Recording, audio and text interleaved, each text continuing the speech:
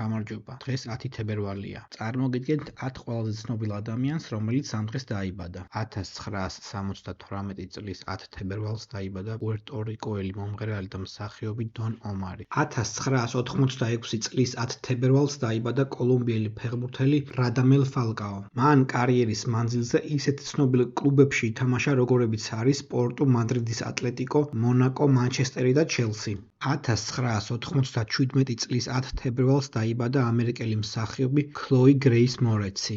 1898 წლის 10 თებერვალს დაიბადა გერმანელი პოეტი, პროზაიკოსი, რეჟისორი და დრამატურგი ბერტოლტ ბრეხტი. ის არის ეპიკური თეატრის ერთ-ერთი ფუძემდებელი. 1902 წლის 10 თებერვალს დაიბადა ამერიკელი ფიზიკოსი, ნობელის პრემიის ლაურეატი ტრანზისტორის გამოგონებისთვის უოლტერ ბრატენი.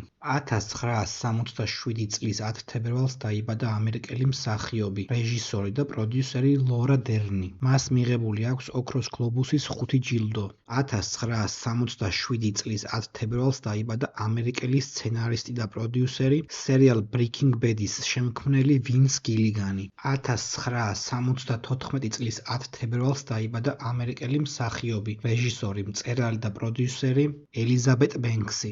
1976 წლის 10 თებერვალს დაიბადა ქართველი ფეხბურთელი ზაზა ჯანაშია.